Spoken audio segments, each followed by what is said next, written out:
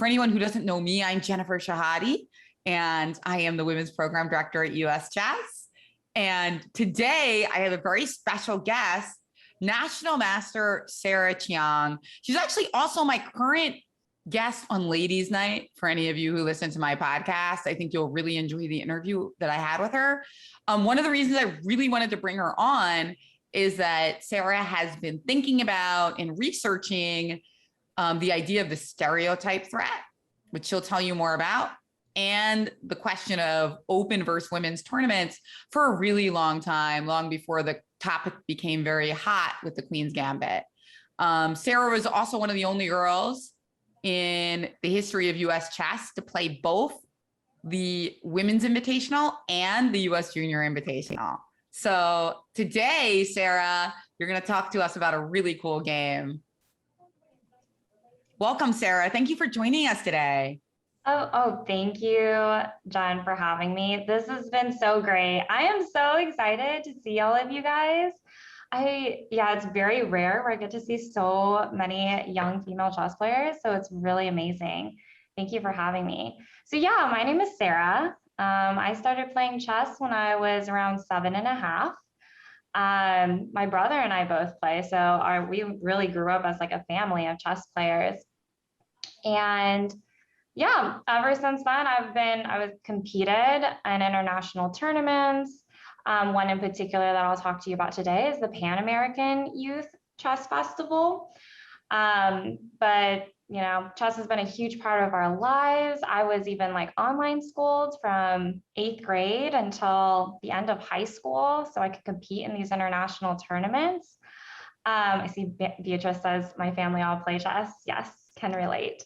So yeah, I'm gonna talk to you today about one of the games that I played in this Pan American tournament. And in this tournament, if you guys don't know, when you play these world competitions or international youth competitions, they often have two sections. It's not only just broken up by how old you are, but also if you're a girl, you can play in your own girl section. And there's also the open section. So both boys and girls can play in that section. So in this specific tournament, I was playing in the under 16. I guess I was 15 at the time. And in this tournament, I had the decision of whether I wanted to play in the girls tournament or if I wanted to play in the open tournament. And for me, the decision wasn't that difficult because for me, if I played in the girls section and I won the girls section, one of the things that you might get if you win one of these sections is you might get a title. And in that tournament, you could get a woman FM title, but at that time, or a woman FIDE master title. But at that time, I already had that title. So there wasn't a huge amount of, I guess there wasn't a huge amount of incentive for me to play in the girls championship. Whereas if I played in the open, I believed you get like an FM title or some other title that I did not have. And also I came in there and I was ranked pretty high. My starting ranking in terms of my rating was pretty high. So I thought, well, I have a shot at it. So why not? Why not play in this open section?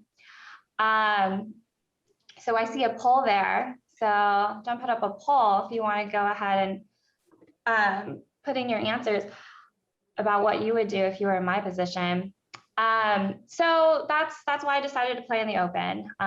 There were around 60 players there, and I was the only girl to play in an open section across all of the age categories. So, you had the under 8, you had under 10, under 12, under 14, all those sections, but I was the only girl to play in an open section among all of those. So that was a lot. So I'll talk to you a little bit more about my experience through that tournament. And the game that I'm going to show to you today is my last game that I played. It was the final round, so the 9th round. And yeah, so let me. While you do that, Sarah, I wanted to just say, I think somebody shared the results of the poll, but the large majority picked open, 18 out of 24. So I think your argument was very convincing. Well, I didn't give any reasons not to. So. Yeah. Well, I mean, I think that sometimes the reason people choose not to is they say they're more likely to win like first place and they want to win a gold medal. So if that seems, I think normally the stories I've heard of people choosing, they choose the open. But if I have heard about somebody choosing the girls, it's because of that. Yeah, and that's a very valid reason, right? Some people just want to go to these championships to win, and that makes a ton of sense.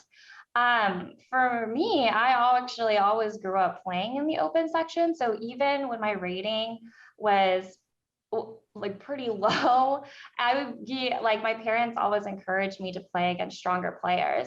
So even if I was ranked like dead last in the open, I still would play in the open section. So I guess I kind of grew up playing against or trying to play against harder opponents and not caring too much about, winning any titles or things like that. Yeah, and you could win the gold in the open as well. You were actually Exactly. pretty high ranked. Exactly. So yeah, it's just that the average rating, the rating of the top players would have been slightly lower in the girls section. So you'd have even more chances to win a medal there.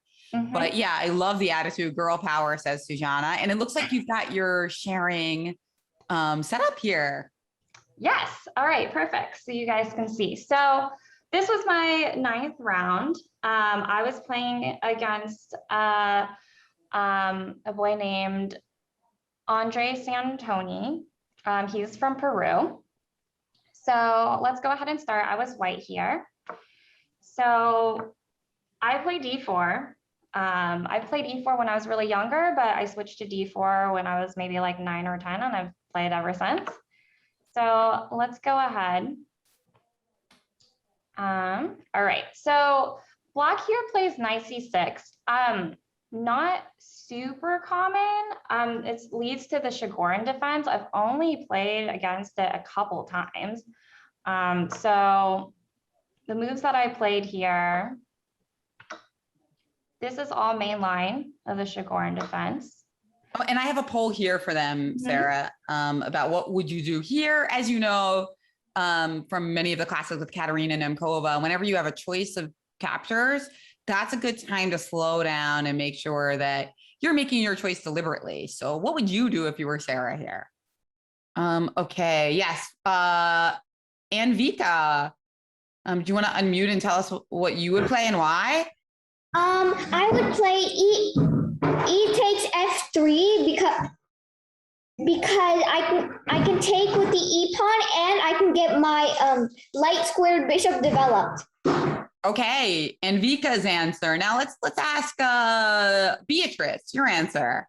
My answer was G takes because you want to capture towards the center. Okay, great. And Liliana, what about you? I think G takes F3 because you want to capture to the center. All right. Okay, Sarah, you want to tell us what you did and why? Yeah, so I actually played G takes F3. And it is true, capturing towards the center is one of those reasons, but there's another reason too. So in terms of why I didn't want to take with the E pawn. So it is true that this bishop does get open, and that's really good. The problem is after the queen takes here on D5, what happens to this pawn? Do you guys know what type of pawn this is? I think it's called a backward pawn. I think it's isolated pawn. Isolated pawn. Yeah, so here's some. Yeah, so it's going to be an isolated pawn. A backward pawn is a little bit different. A backward pawn usually means that there is a pawn. So like if this guy was here, there is an enemy pawn controlling the square in front of it. But in this case, it is an isolated pawn because white has no pawn friends on the side of this this D pawn to protect it. So it's kind of isolated, it's kind of lonely. So yeah, so that's another reason why I didn't want to take with that E pawn and I want to take with that G pawn, because after queen takes, then this D pawn, this D4 pawn is not isolated because it has its E pawn as a friend. So that's what I did, played E3. So black plays D5. This is all main line. So it's all the most popular moves. all of this too, except for here. So in this situation, the main line for black here is actually to take this knight away, and then take back and then play something like this. The reason why is because, as you'll see as in what happened in the game, after black moved the queen away, I was able to push my pawns forward and develop a lot more space in the center. So if black takes this knight and then moves the queen, then I can't really have this same idea anymore because my knight on c3 is no longer there. Okay, so let's see what happened. So black moved the queen away, decided to push my pawn forward. And then I decided to put it up again. So now I have these nice little center pawns here that are protected, right? My bishop can now get out freely, and I just have a lot more space. And black's pieces are a little bit more cramped here. Okay, so black is trying to get more space here by playing something like f5, which is okay. It does leave the king a little bit open, but I can't really take advantage of that right now. So f5 is okay. So here I'm just trying to get more space, move my queen out. In this position, what do you guys think about my king? Do you think my king should be okay in the center? Do you think it would want to go castling kingside? Do you think it would want to go to the queen side? What do you guys think? Sarah, how about you? You haven't spoken yet. So I don't really think we should castle because the king is pretty open, but it's more open in the center. But if I had to castle, I think I would castle queenside because my knight's kind of blocking my king from being too exposed, and I have a little bit of left. My queen's also protecting, but the king looks a little bit open kind of everywhere. Okay, yeah, that's a good response. Someone else want to say what they Alyssa? think? I think that I would also castle queenside because I do like how it's looking. I do feel like the king would be a bit too exposed on the king side, and I think that he's also a bit exposed in the center, so I think I would definitely also castle queenside. Okay. Madison, one more. This will be the last one. Madison, your thoughts? I queenside castle also, because we're able to back up the queen, and it kind of protects my king because if I don't queenside castle, it's kind of leave my king open. So a lot of you guys want to castle queenside. You guys can castle queenside. There's nothing wrong with that. But also I want you guys to think about in terms of keeping your king in the center. So in this position, usually, right, you're taught, which is a good general rule to follow, you want to get your king safe and get it castled, which is true. But also think about in terms of the king in the center here, it's true it looks a bit open, right? There are these squares that are around it. But also the real danger usually from keeping the king in the center is if there are direct attacks on the king. And you can see here that the center is kind of closed, right? And there doesn't seem to be a really good way for black to open up that center because these pawns are nice and locked. And, you know, even if black does take here, the pawn can take back. So your king for now is okay to be in the center, but it's true. If you do want to get your king to safety, you can castle.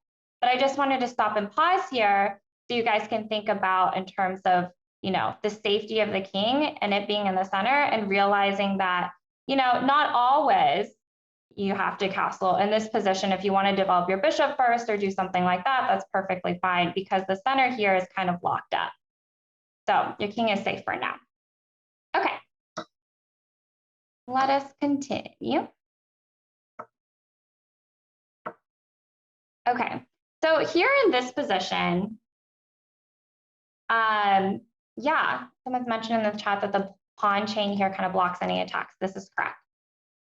So here, what I decided to do in this position, instead of castle my king, now that I know where black's king is, I decided to try to attack black's king here using the open file that's in front of black's king.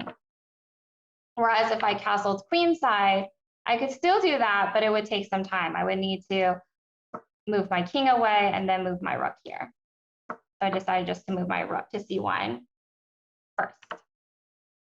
Okay, so black's trying to get the king away. And now I just want to open up this line. My bishops here are positioned quite nicely, right? They're both kind of in the zone of this queen side where the black king is. So here I'm going and I'm attacking C7.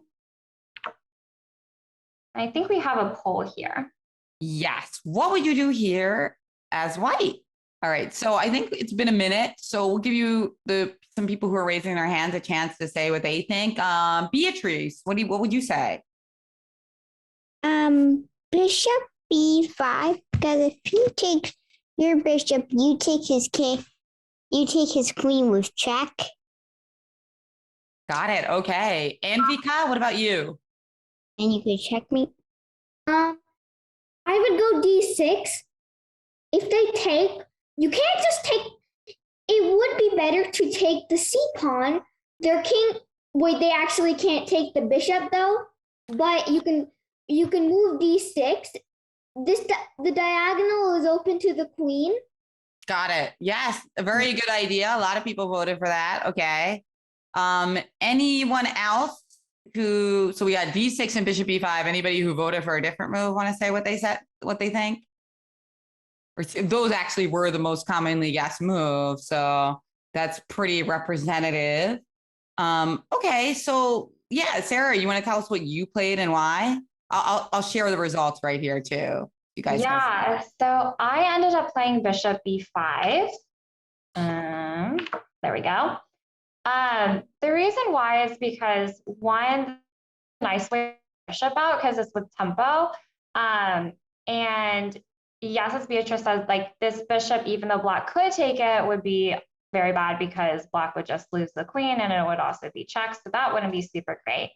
In terms of D6, D6 is an interesting option here. But I think after queen takes, I don't really like the fact that the D file becomes open now. Black doesn't really have any immediate threats, but it's just something that I would have to worry about and keep my eye on. So didn't really like that. That's why I decided not to take or play D6. And so also after Bishop B5 here, this queen has a hard time finding a place to go, right? There's really only two squares the queen can go. One is C8 and one is D6. And both of them aren't super appealing because if you go to C6, the queen is very unhappy, right? The queen, I guess, was still unhappy here on D7, but even more so here on C8 because it has even less squares it can go to. And if it goes to D6, well, then one thing I can think about is playing something like Bishop B4 and attacking it again. And now the queen has to go away somewhere and it's no longer protecting the king. So now I could maybe attack on C7, move my queen here and attack it again or something like that.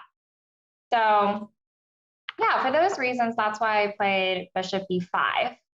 So let's continue. So black decided to play Queen C8 and I moved my bishop out of the way anyway. I technically don't need to move the bishop because what can happen, let's say it doesn't matter. Let's say I move somewhere random. What can I do if black decides to take my bishop? Hannah says Bishop A6. Bishop A6 says Marissa. Okay. Anything even better? Bishop A6 is good. There is something but better. There is something a little better indeed. Bishop C6 says Laurel. Yep. I see it. Yep. Fantastic. Exactly. Good job. So Bishop C6, and now black has to play Queen B7, and then we can take with checkmate. If we play Bishop A6, it's still good, but the king can hide. Now, it's true that we win the queen, but it doesn't lead to checkmate, right? So that's why Bishop C6 is a bit better. So satisfying, says Sujana. Indeed, Yeah. It is satisfying. It is. Okay.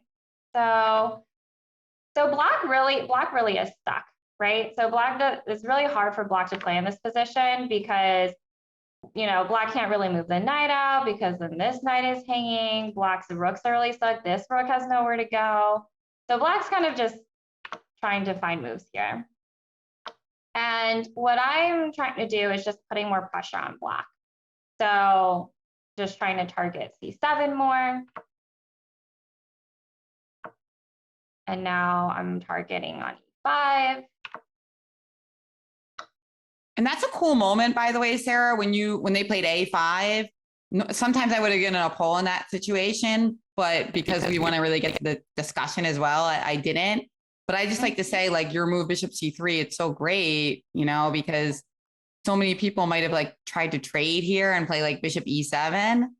Because they gain a tempo, but when you play Bishop C3, they can't even defend the pawn, right? Right. Yeah. And in this position, one thing that I like to do when I'm considering trading is I just like to ask myself, which piece is better, right? So like, let's look at this knight versus this bishop, right? This bishop has a lot of attacking potential, right? You can move it here, attacking here. It has a lot, even just more squares it can go to compared to this poor knight.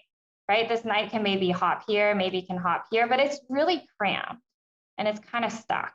So in this case, I wouldn't want to trade off my bishop, which is a bit more powerful here compared to this knight. And also then I get this knight out, right? So I wouldn't want to do that either. Yeah, that's a great point. Okay. So black's trying to maneuver the knight here.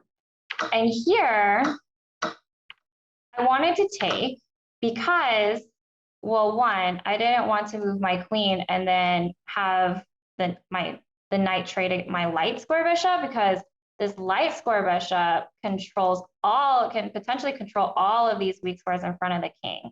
So if I'm deciding between trading this bishop versus trading this bishop, I wouldn't want to trade my dark square bishop. So my light square bishop can really get in there and make black's life not so fun. So trade it.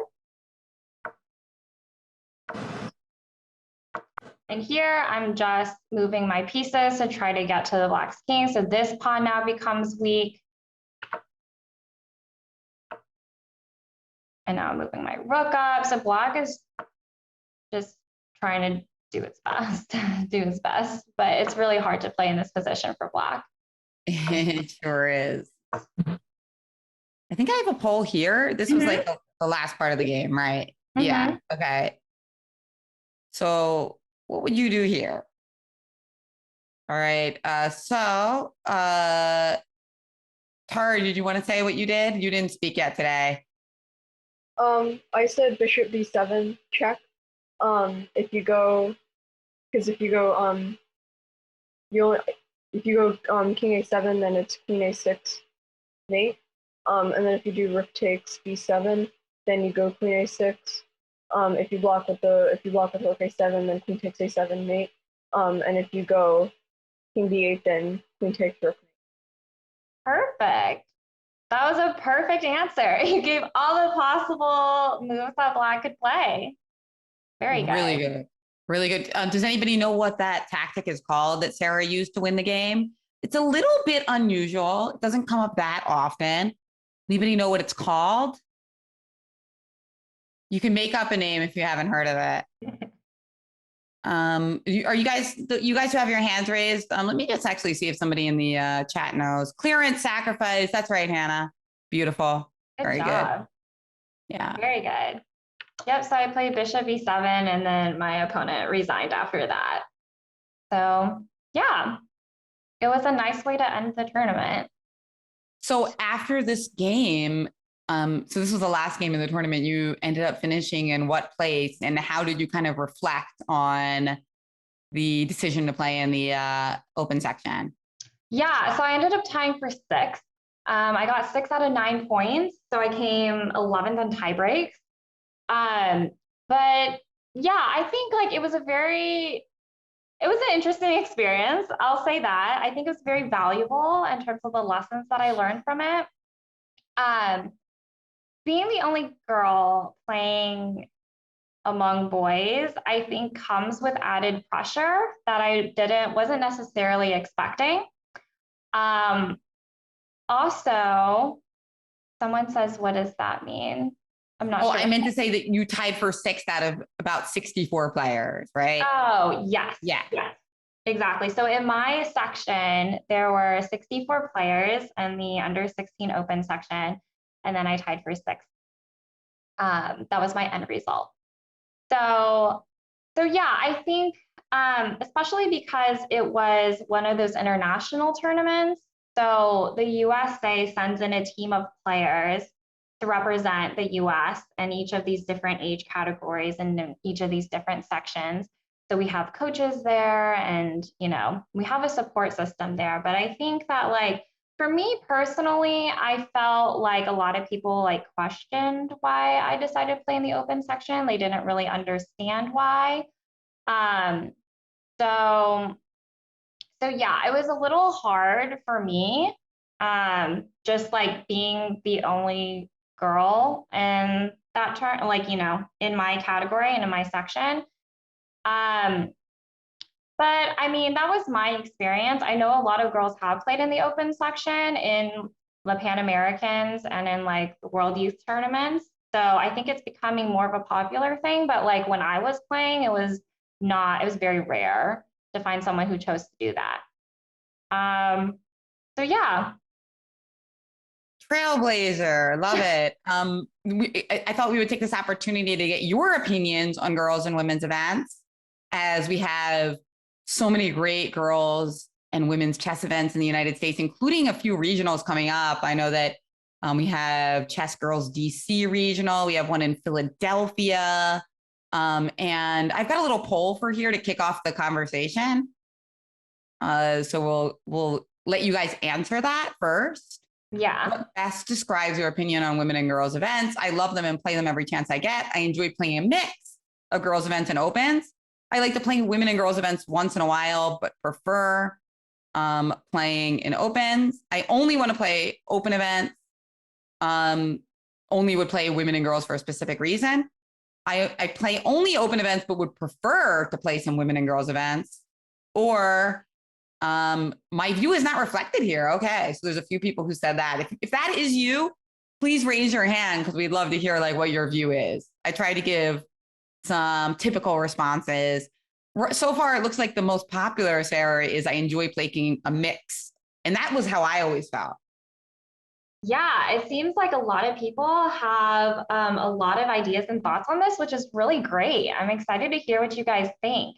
For me personally, I think women's events are great. I think that they really promote female chess, like just like girls playing in these tournaments. Also, it's a great way to meet new friends too. I found like when I was playing in a lot of open competitions, you know, just like, you know, ones that don't have, you know, separate categories for girls, like it was really hard to find other girls who were playing chess, but in these girls competitions, it's a lot easier to make friends.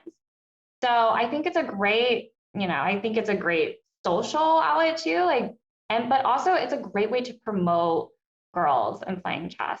So like the US Women's, I was fortunate enough to be invited to play in that and had a great time. Like it's just a great way to promote females in chess. All right. Well, let's take some answers from the chat, and then we'll also go to the girls who are raising their hands. Sarah says, make sure to let your parents, ask your parents if you can come to the Chess Girls DC All Regional. It's in DC. Yeah, that's in your latest email, guys, as well as ones in Philadelphia and Atlanta. So check that out for all the details. I'm going to be in the one in Philadelphia next week. Anvika says she's never heard of a women's event. That actually surprises me because Anvika, it seems to be a very strong player. She answered some questions correctly tonight. So that's cool. We're happy you're here, Anvika. You'll probably be hearing about more of them now if you're on the email list, because I often link to them. And we often have champions from both open events and from women's events. But now let me actually take somebody who's raising their hand. Marissa, your comment. Yeah, so I have a lot of mixed opinions about girls' events because on the one hand, my first ever tournament was an all-girls tournament. So on the one hand, I have a partiality towards them because that's how I got introduced. And like I like drew every game, so it was like a big confidence booster. And I feel like maybe if I were and I was surrounded by girls, so and I was also in first grade. So I felt like surrounded by a community of girls who like accepted me, and that was really great. And I feel like girls tournaments are great for that reason, because they're like, so many people said you're surrounded by girls. But then I feel like once you get older and once you're in chess more, you can advance up to those open tournaments. And of course you can do open tournaments at any age. And I feel like it's just especially important for those girls tournaments when you are at like a young age or you're just starting, to have like that community.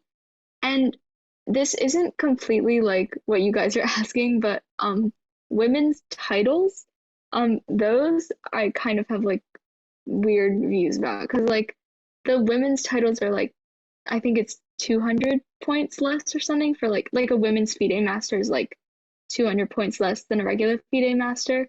And like I feel like that's kind of weird, because just because you're a woman doesn't mean you need less than 200 points to have the same title. So I don't really like that. But girls tournaments I think are good. Yeah. That's basically it. Great, Marissa. I love that answer. Let's get some more. So many people want to talk. Violet, your thoughts? So my first tournament was actually also an all girls tournament. It was like my state tournament, and I was like really young. So I definitely like women's events, and I think they're great for building community. And I'm not sure if I can articulate this like in the right way, but I'm against like when they have like women's like championships. Like, to be honest, as much as I enjoy watching like the US Women's Championship, and I like playing in my girls state championship, I feel like it makes it about like who's the best girl. And then when you have an event like that alongside a mixed event, which ends up looking like a boys event, then it raises like a lot of questions about why is there a women's event? Whereas if you just have a women's event separately, I mean, you don't need to call it, doesn't need to be like the US Women's Championship or anything like that. It's just a women's tournament for women to, you know, play good chess and have a good time. If that makes sense? So like the tournament, I'm not exactly sure what they're called, but the ones that are coming up that they have in like multiple regions, like, I mean, I'm really excited for that. And I don't think there's like a mostly guys one right alongside it. I mean, maybe I'm mistaken. But yeah, so I like that, but I feel like when it's put right next to it, then it seems weird. You know, like at nationals, when they have the normal nationals and then like the girls nationals. Even though at the same time, I mean, I've always wanted to win my state so I could go to the Ruth Herring tournament for like the community building aspect. So yeah, but in general, I really like women's tournaments. I agree with Marissa on the titles. Like, as I put in the chat, I'm like anti-women's titles, but I'm not anti the women with women's titles. So I just think that that like US Chess, and I mean, they are now with like the Girls Club and US Chess Women, just should be, you know, continuing to do things to support women in like other ways, such as like the Girls Club like this.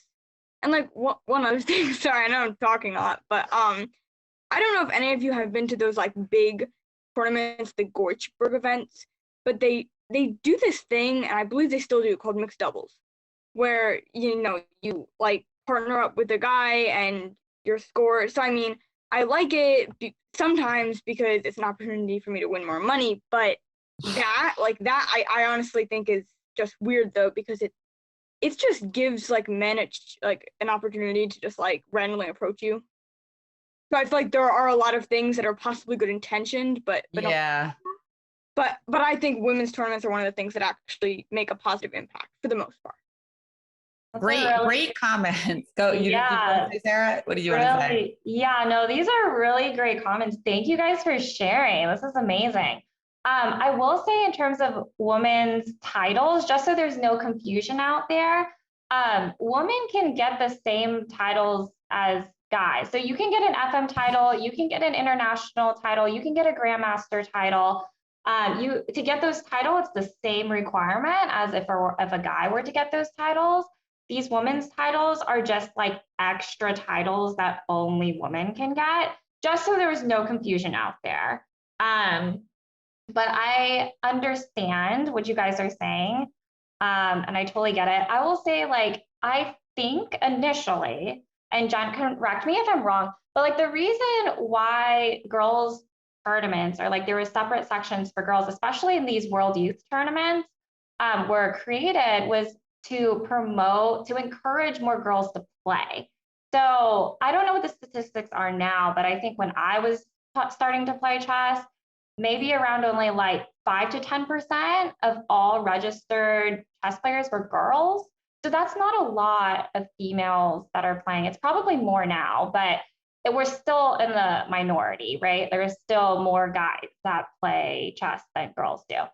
So those tournaments were created to kind of encourage girls to play chess, right? So instead of them playing in the open section where, you know, their ratings might be a lot lower than the guys or something like that, they have their own section where they can go and, you know, play.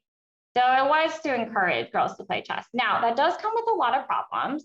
And some of the problems that like I experienced when I played in the open section, right? A lot of people weren't like super supportive. Of course, my parents are supportive, but like a lot of, you know, other people like asked me like why I was playing. And also I just feel like I got a lot of comments that if I played in the girls section, I wouldn't have gotten, right? Like, for example, a lot of people told me that like after I lost the game, they were like, oh, you know, you played in such a hard tournament. Like, you know, I mean, you know, you're playing such a hard section, but like my rating at the time was like, my FIDE rating was like 2100.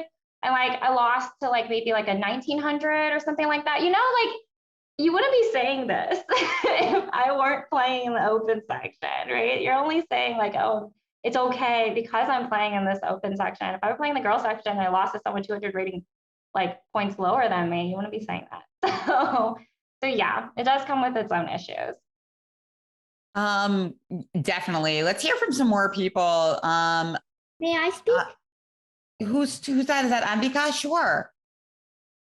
Well, I play chess tournaments almost every single weekday, but yes, they're all open. There's even supposed to be a chess tournament right now. I only don't play on Mondays, but I've never played a tournament which has only women because there are lots of variety and I play with many people. Oh, great. Well, I'm glad that you get to, Zara, it sounds like Zara has to go. Did you want to make a comment before you leave? Because you had your hand up for a while. I think you might have already left, huh? I accidentally left it up for a while, but I just wanted to say thank you for Mrs. Sarah for coming. Oh, thank you. You're so sweet. I'm happy to be here. That's great. Yeah. And Anvika, I think that, yeah, like maybe you'll end up playing one sometime, but it sounds like you've got so many tournaments to play in. So you can keep up with that as well. Let's get some other comments from people who've maybe played in both types. Beatrice, what did you want to say? I haven't played in very many chess tournaments, so I don't exactly know because I've only played in one girls' tournament. Okay. All right. Well, keep listening then. Siri, your comments. You've been waiting patiently as well.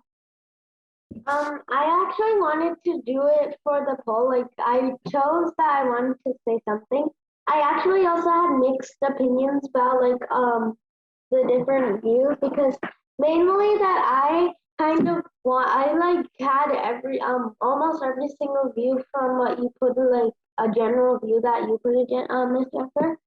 So that but also I kind of did want it to do because I really like that they also kind of give like in some type of games they kind of give women not a chance. So I like that chess is also giving women a chance. And actually, I think that when I first had my first tournament, I think it was an open tournament. So I'm pretty much not sure. I think I have to go back to know that. But I was pretty young, and even though I lost all the games, I still kind of like was upset. Of course, I'm upset because I was young still, and I didn't know how to go over to not be that sad over your loss. But I also kind of felt happy at the same time because I got introduced to something that I like. I love that. Love it, Siri. Okay. Madison, your thoughts? I've been in a couple of girls tournaments. I was recently in the US Open in the hair and girls section. And it was way different from both boys and girls. I'd say that in a boys and girl tournament, I'm one time somebody was being kind of rude and slamming the clock and the piece is kind of hard. So I definitely say with a girls tournament, I think it'd be better because they're not as they're more fair than boys because boys, I feel like they think that every single girl is going to lose because they're not as strong as boys. And so I feel like girls will understand girls more because they're also girls. So I like girl tournaments more. Interesting. More sportsmanship. That's not an answer. I even put it up here. I wrote, why do you enjoy girls or women's events? I like playing girls, women's events to make friends more easily. I enjoy the variety of playing a girls event after usually playing versus boys. I like that many of them get a lot of press and attention and I can win important titles. And some said not applicable because my reasons weren't indicated here. Let's keep those hands. If anybody has their hand up for this question, maybe keep it up. Let's see. Who did I not call on? I think there was somebody earlier who had their hand up that I didn't call on. But right now we have Maureen, who has her hand up, who's on our women's committee and started the girls club in person with another member of our committee. My gosh, 5 years ago. Maureen. Hey, everyone. No, I absolutely love all these answers. Just to hear the different viewpoints of when you came into chess, and just the fact that there's so many girls now that are playing today because of what the Federation did 5 years ago, and that was to really encourage more girls to come and play. And I love the answers of the vast majority of, and that is when you first came in, it is pretty intimidating, especially when you're only playing against boys. And it's very easy to drop out when you don't see another female player, which is why we decided to come up with as many girls events as possible. So the girls could meet up girls actually and participate and as a fun sport and a socialization part of that. But as the girls get better and better, I love the fact that they have the option if they want to play in mixed doubles or if they want to play in all boys tournaments, which the vast majority of the tournaments really are tournaments, mostly male, which is why it's so nice to have these options like regional women's tournaments and champion title tournaments and local clubs, girls clubs and national clubs. So it's just so wonderful to see all you ladies and the fact that we just hope and encourage you to continue to play. So those are thoughts. Thank you so much, Maureen. That's fantastic. Would you like to be unmuted, Tara? You have some comments in the chat. You said that a bunch of high-rated jerks try to get you to stop playing, so it's become your lifetime goal to destroy them. Yes. Yeah, I feel like I really like playing in open tournaments because you get to play against boys, and although I feel like there's more socialization in a girls tournament, playing in the boys section just gives you more opportunities to beat boys. And I'm full disclosure, it is my moral belief that boys are obnoxious jerks that need to be shut up because like they think that they're so much better than girls, even though they're not. And so I just love getting to beat them because I feel like it teaches them a lesson that they need to learn, that they're not actually as good as they think they are. Yeah. And I think I just, in general, get really upset at people who don't respect me. So I just have a lifetime goal to beat any boy who does not respect me because I'm a girl. And have you beaten some of those boys who tried to get you to quit in the beginning? No, they're all like title players. Okay, well, you're on your way. I'm working on it. You'll get them in one game. You gotta have a motivation. We've got a lot of variety of responses here. I did, by the way, we have another like 10 minutes of class. So also, if anybody wants to raise their hand and ask a question to Sarah, this would be a good moment to do that as well. Or you can put it in the chat as well. So combination here, if you have any points that haven't been addressed yet, or you'd like to ask a question. Violet, is your hand up from before, or did you have a question or further comment? It was kind of up from before. I kind of had something else to say, and it's kind of on the topic, but not exactly. I was just wondering if anybody else had like a similar experience with it. So is it okay if I share? Yeah, sure. So like I go to this chess club fairly regularly, about once a week, and it's like all men, and it's almost all men. There's like occasionally one or two other women there. But it's practically all men. And I've like everybody at the club, I feel like I've beaten at least once, but I'm definitely not like the best player there, like by any means.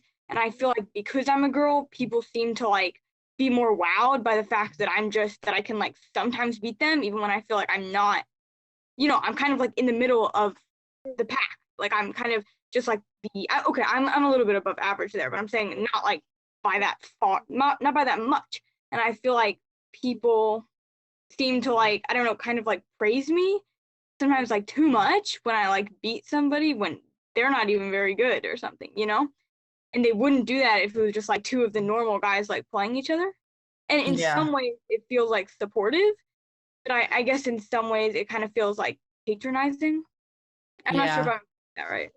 Yeah, I think you're right. I mean, I definitely think that happened to me, and I think it probably happened to Sarah. I think that the best way is like a lot of these people are well-meaning, which doesn't necessarily excuse it, but I'm just saying they mean well. So maybe they just need people also to spread the word that if you want to be complimentary to a woman, like, maybe compliment one of her sacrifices or something great that she did in the game, not just like, oh, wow, you beat a player that's 100 points higher rated than you. Like, just try to be like more specific in the same way that you would compliment any chess player.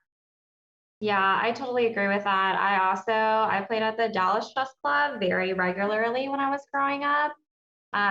So like almost 2 to 3 times a week almost. So yeah, I definitely understand that feeling about, especially if like new players come in and they kind of like don't know, who you are. They just know that that I'm a girl who's playing. Someone asked me if I was in Dallas. I grew up near Dallas. So that's why I played in the Dallas Chess Club a lot. Not currently in Dallas anymore. I go to medical school in Houston now. And yeah, I can imagine that happened to you a lot for sure. I mean, being a younger girl as well. And Sujana, you wanted to say something, right? You haven't spoken yet. Yes, so one way I like it beating boys is that like when you give them a smothered mate, like those with the knight and then the queen and everything, and it's really satisfying because it makes you feel like even if you think you can win, you still have to watch out. And there's actually like a famous chess quote, and I think I can find it, and it's that the hardest way to win is like winning a one game. Yeah. Yep, that's a famous quote. Love it. And yes, that the smothered mate against anyone is amazing for sure. Love that comment. Any other questions or comments about this topic? Sonia asked, when did you learn to play? By the way, Sarah does talk about some of this in the recent episode of Ladies Night, so you can learn more about her. But Sarah, do you want to tell a little bit about like your first introduction to chess? Yeah, so I started playing when I was 7.5. My dad is an eye doctor, and one of his patients was the chess coach for the elementary school in my school district. And so that's how, they started talking, and the patient was like, oh yeah, you should bring your kids. So that's how I started. I started learning at an after-school elementary, program. My brother also played too. And I think honestly, I saw my brother playing and like he was like really into it. And then so I was like, ooh, like what's that? Like I want to do that too. So that's kind of how I started playing chess. And then from there, it kind of just took off from that. We played, we were nice enough, like fortunate enough to have the Dallas Chess Club somewhat close by. And so we could play there, and they had tons of tournaments for us to play in. So we played a lot growing up. Yeah, that's how I started. Does anybody else want to ask a question or comment who hasn't commented yet? Let me ask Beatrice, because she's had her hand up for a while. I usually play I'm used to playing boys mostly because all my brothers play chess, and so do my parents. And on Wednesdays we play with some of our friends and my grandparents in a chess tournament. So I'm used to playing boys. There's only 3 other girls who play in that chess tournament. Yes, you're used to it. Yes, that makes sense. A lot of people do learn from their family members. Madison, it looks like you might have a question for Sarah. Yeah, I have a question. So when you were in like middle school, when you had a lot of homework, or like high school, like what did you do in order to like practice and have time to practice? Because I'm kind of having trouble on practicing also with a lot of homework and school. Do you have any like tips or suggestions? Yeah, that's a great question. Sorry about the background. My dog just got back, so he's running around. So yeah, balancing school and studying is hard. So just a little bit about me. So I was actually online school, so I didn't go to regular public school. So kind of how last year, how you guys all had to do school from home, I did that all throughout high school. It was like online school, started in 8th grade, did that throughout high school. I did that so I could compete in international competitions, because those were 2 weeks at a time, and I couldn't take, homework from my public school. So that's why I did that. But to answer your question about balancing, I think honestly, I set a schedule. That's one thing that I learned how to do. Like, I planned out my day and was like, these are the things I needed to do. This is how much time I wanted to spend on chess. And these were the things that I wanted to do during my chess time. So for me, I didn't spend like a ton of time every day. I maybe spend around like 2 hours or so, 1 or 2 hours. And so, but during that time, I was like, okay, these are the things that I wanted to do. These are the tactics that I want to do. These are the games I want to look over. Like, these are the middle game strategies that I want to learn. So I knew what to do during that time. I didn't just block it off and say chess time. So I went into it with a plan. In terms of school, I also did the same thing for school. So like, for me, or I guess more so for you guys, like, what homework do you need to get done? What topics you need to study for? And then kind of just putting that into a schedule. So like, say, you want to start by what time, want to end by what time, and then just like putting that into your schedule and being like, I'll spend 1 hour on English and like try to get this homework done. So that's how I did it, in terms of balancing both school and chess, because yeah, it definitely can be hard at times. Oh yeah, that's a topic that comes up quite a lot. Marissa, by the way, she actually started a girls' chess club at her school, Masterman, which is where I went. And it's called Masterman Queens. She had one more comment about this topic.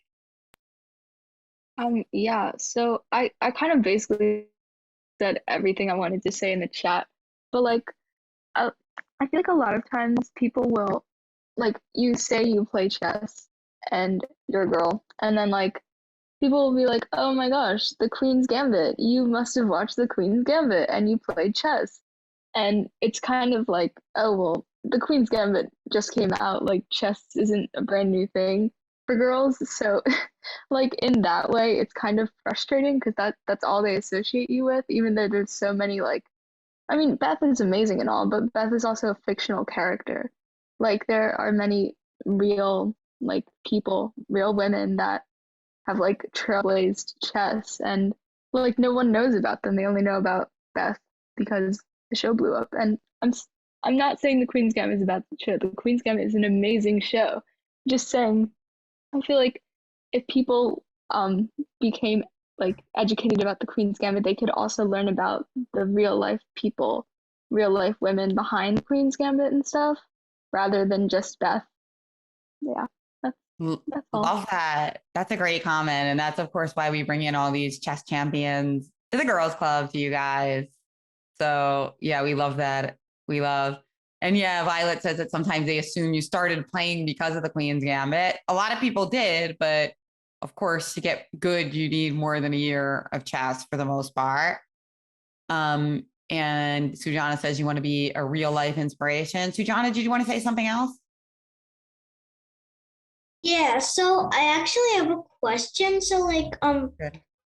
this Saturday I'm going to a Blitz tournament, and like yeah, it's my first in-person tournament in over like a year, so I wanted to try warming up for it. And I was going to ask you if there's any tips, because it's like the first time I've touched like a in-person chess piece in a really long time. Yeah, that's a great question. In terms of warming up for it, I guess like if you've been playing online chess, like that's a good way to keep your chess skills sharp. But there are some things that you like when you play online, it's obviously different from playing in a tournament, right? Especially if you're playing a Blitz tournament, remember to hit the clock is really important. Uh-oh. Can you hear me? Yeah, we can again. Uh-oh. No, no. Can you hear No, me? you're here. You're with us. Okay, great. I was like, I saw everyone's screen freeze and I'm But you are bumping out again. So let me take somebody from. I don't know where okay. While you stabilize your connection, before we say goodbye to you, I did want to say we have a U.S. women's champion in the chat, Dr. Alexi Root, and she actually came up in the recent episode of Ladies Night that Sarah was featured on. She's also writing a book about U.S. women's chess champions, so I'll be featured in that book, as well as many really amazing women like Alexi herself, Sonia Graf, one of my favorites, Irina Crash, you guys have all met, Nazi Pakidze, you've had Jennifer Yu, you've had in here. So you've already met a lot of these amazing women, but there will be a lot more you haven't heard of in that book. Alexi, did you want to say hello? Sure. Thank you, Jennifer, for that nice introduction. And hi, Sarah. Hi, it's good to see you again. Good to see you. Thanks so much for notifying the adult women about this meeting. It's been great listening to everyone's opinions. And I just had to say something when someone commented about wanting to learn about nonfiction women chess players. So thanks for letting me include that. Absolutely. I mean, there's some really incredible women featured. Oh, Lisa Lane, who was on the cover of Sports Illustrated, is the U.S. Women's Champion. So yeah, it's a great topic for a book, and I can't wait to read it myself. So yeah, this has been awesome. And Sarah, I guess you must know Alexi, as you're both Texas. Yeah, I can't remember the first time where we met in person. Maybe it was like at a Dallas show or something. I think, Sarah, that you were in touch with me about some of your research, even when you were a Scholastic, like K through 12 person, as I recall. You had I think I reached out to you a couple of times, actually. Yeah. So it's great to see your success. Congratulations. Thank you so much. That's right. We talk a little bit about that in the podcast, but one cool thing about Sarah is that, you know, she is really interested in like the creative and analytical parts of chess. So she did some research on something called the stereotype effect in chess. If your connection is a little better, do you want to explain what that is? Yeah. So basically, stereotype threat is oh no. Basically, to put it more broadly, on a certain group. So like let's say, for example, there might be a stereotype compared to boys, right? So let's stereotype. But when people know that stereotype, especially the person that's in the group, so like a girl, let's say, and they go in to take a math test, for instance, if they're reminded of this stereotype, if they're reminded that like, oh yeah, girls aren't supposed to be good in math compared to boys, they'll tend to do worse compared to if they did not know about that stereotype or did not get reminded of it. So in terms of chess, how that applies is that there might be this stereotype that like, oh, girls are not as good at chess compared to boys. So then what happens is that if a girl goes in and plays against a boy, kind of like what happened to me when I played in the Pan American tournament, I felt like I was always reminded of that. Like, oh, I'm not just representing myself, I'm also representing girls, right? And there's this expectation that like, oh, she's not supposed to do well. And although I tried to block it out, sometimes it was hard. And like, I just, instead of focusing my whole entire brain on like what's on the board and what's in front of me, some part of my brain had to like push away those thoughts and say, no, but even just like expending the energy to say, no, like go away thoughts, still my whole focus like wasn't necessarily on the board. So anyway, that's a long way to explain what stereotype threat is, but I tried to tie it in terms of how I felt during the tournament and my experience as well. Yeah. Great summary, Sarah. And I think to finish up your answer, Sujana, you were just trying to remind her to like hit her clock, maybe play some practice games before if you can, because Blitz is a very specific time control in the exact time control that you're playing in. Like you really want to get it exactly. Like don't play 3-0 if the Blitz tournament's going to be 5-0. So 5-5. Yeah. So perfect. You can totally practice on that. And yeah, the stereotype threat, Sarah, is just a really fascinating topic. Alexi wrote an article for Chess Base, which actually quoted you. This was years ago. If somebody wants to put it in the chat, you can. But there's also a researcher from NYU, Dr. Andres Simpian, who talks about the stereotype lift. And that kind of reminded me of some of the stuff Tara was saying earlier, that the stereotype that girls would be worse makes her want to beat the boys even more, which is like the potential opposite effects, which, it's cool to like think about that, because maybe just knowing about the stereotype lift can make people play better and beat more boys. Yeah, for sure. And I think honestly, I think both could be very much be possible. I think both are true. It kind of just depends on the person and how they're affected by it. It depends on the person and it depends on your mood. I feel like the stereotype effect in the bad part of it and the good part of it could literally affect the same people, just differently on different days, right? Yeah, for sure. But at least speaking for myself, I feel like if I was doing well, I might be kind of lifted by the idea that I was breaking these stereotypes. And if I was doing badly, it might be kind of like the negative side of it. And that's why I think there's a lot of players who are susceptible to that kind of thing are streaky players. So they either do really well, or if they get on a roll, they just have a hot hand. And if they are losing, they can sometimes completely collapse. So that tends to suggest, if you're a player like that you're a little bit affected by external forces and maybe ideas like stereotypes. So something to look out for. Like everybody has streaks. It's like totally normal. But if you have like a lot more than most people, it might mean that there's something with your confidence that needs a little bit of a lift. Yeah, for sure. That's really good insight. Well, Sarah, any final comments as it is 8:10? So it's late for some people, but you have been a fantastic guest. Everybody is raving about it in the chat. I really enjoyed being here. I am so excited to see all of your faces. Like this just brings me so much joy to be able to talk with you guys. Thank you so much for joining and listening, and even the people who are watching later, thank you. Yeah, and thank you so much, Jen, for having me. Yeah, and the final words that maybe you could give us, because the kids always love this, is like, what is like the biggest life lesson that you learned from chess? Yeah, no, that's a really good one. So for me, and honestly, this was taken from tournaments like the Pan American, like the games that I just showed you in the tournaments we've been talking about. One thing that helped me a lot when it came to dealing with the losses that I had and how to rebound from that was thinking about, okay, first analyzing like, why do I feel sad? Especially for these high profile tournaments, like, the US juniors or the US women's, where people are watching your games a lot and they're talking about them a lot.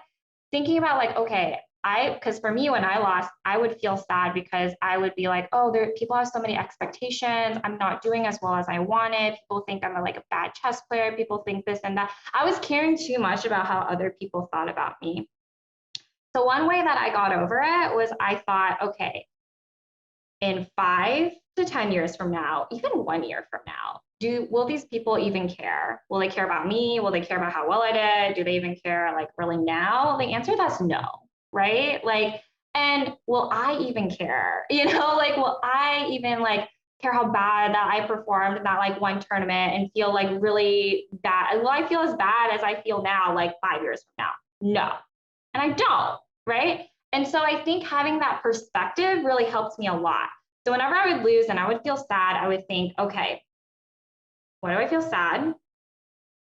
Learn from the game, right? So like every loss can be an opportunity to learn more from it, analyze the game, learn the lessons that you need to learn from it, but don't beat yourself up, right?